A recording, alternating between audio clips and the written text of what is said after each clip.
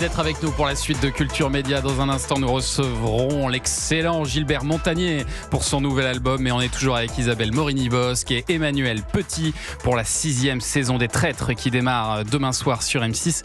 Et on va aller se balader un petit peu dans le passé maintenant avec des petits sons qui vous rappelleront quelques grands souvenirs. Voici le premier.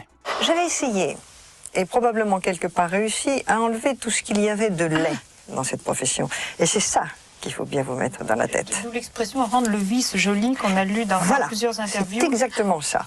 Tout ce qui était laid, bas et choquant, j'ai essayé de l'enlever. Alors on est en 1993, Isabelle Morini-Bosc, vous êtes journaliste de presse écrite, vous faisiez des portraits pour VSD à l'époque et vous allez suivre la reine de la prostitution de luxe, Madame Claude, pour un documentaire qui fera, je crois, un record d'audience sur TF1. 8 millions, après de minuit, 8 millions de téléspectateurs. 8 pour millions. TF1, 52 minutes. Ouais. Incroyable. Qu'est-ce qui vous a amené à faire ce doc ? C'est un copain producteur qui est toujours dans le métier et que j'adore, Philippe Tullier. On avait payé la caution de Madame Claude. Son avocat, Maître Spinner, n'avait pas été super performant. Elle était restée 15 jours de plus en prison, donc elle avait macéré. Et quand elle est sortie, donc on a fait ce doc. Donc on a été ses deux meilleurs martyrs, Philippe Tullier et moi, parce qu'elle était comme ça, une femme à poigne, Claude, Raymond Grudet de son vrai nom. Et donc elle nous martyrisait. Elle disait « Oh non, quand elle n'avait pas envie de parler, elle disait non mais vous allez pas, une pauvre vieille femme, vous allez pas. Puis quand le taxi arrivait, elle lâchait sa canne et elle courait vers le taxi.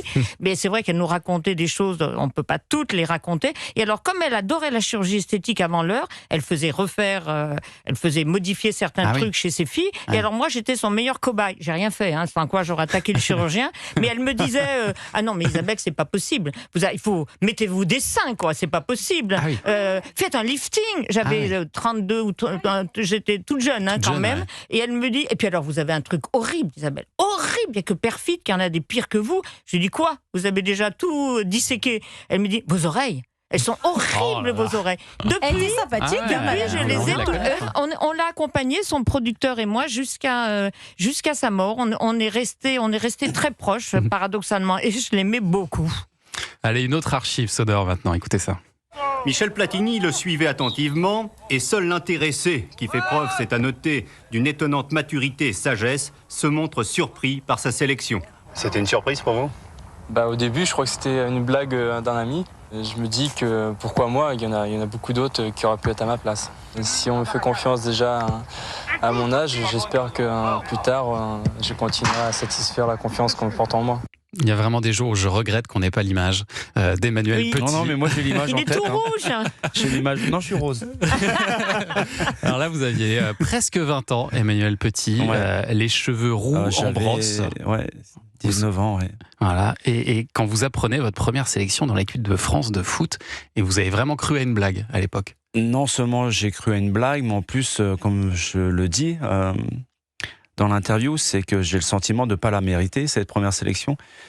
Et je nomme des joueurs qui, pour moi, me passaient devant. Méritent plus. Et donc, quand j'arrive à Clairefontaine, la petite anecdote, c'est que Michel Platini m'attendait de pied ferme au château.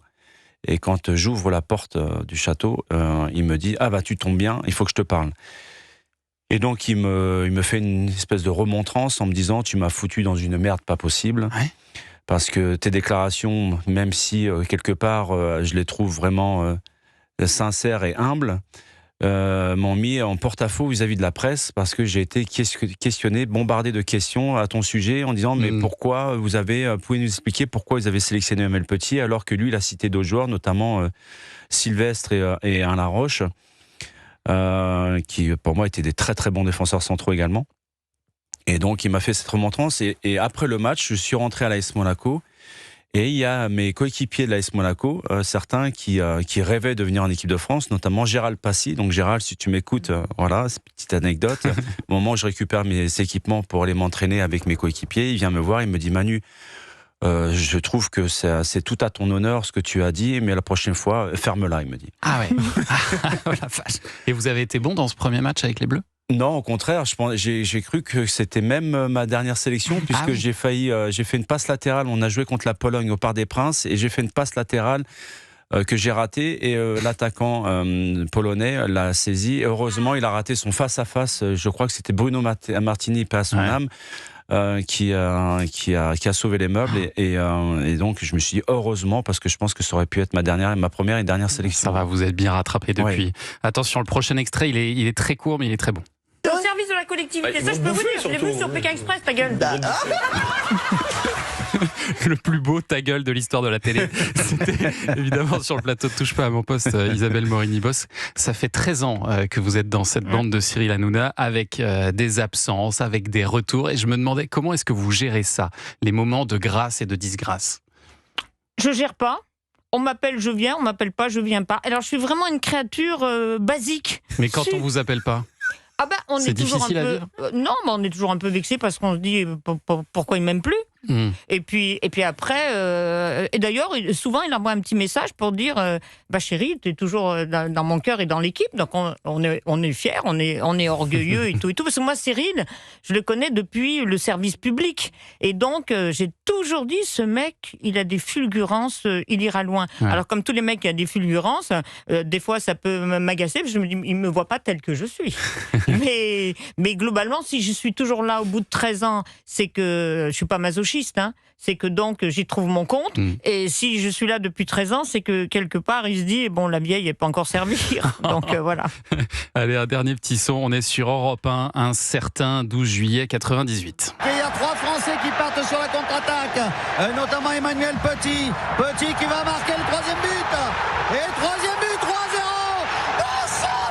Nous sommes, ils sont tous ensemble, la France entière est championne du monde de football.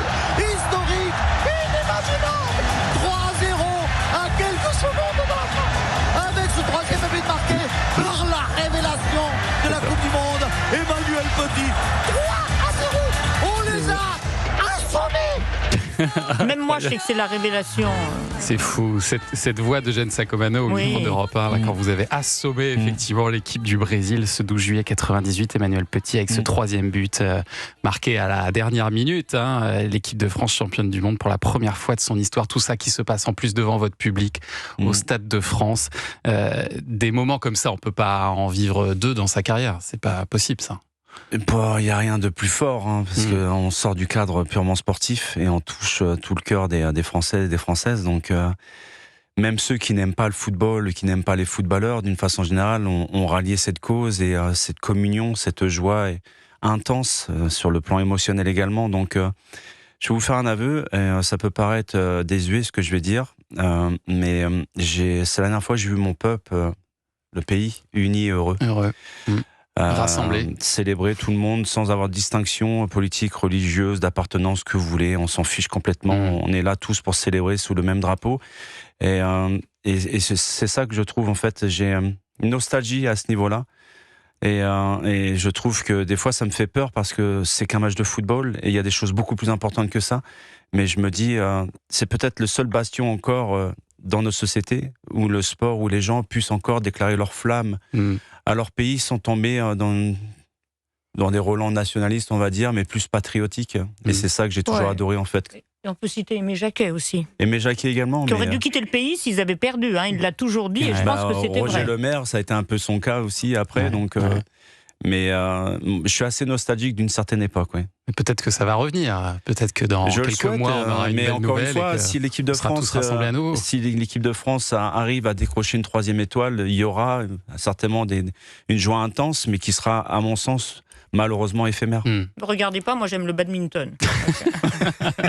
On suit un peu moins. Merci Isabelle Morini-Bosque. Effectivement, ça déclenche moins d'euphorie sur les Champs-Élysées. On bloque moins les champs pour la victoire au badminton, mais ça arrivera peut-être un jour.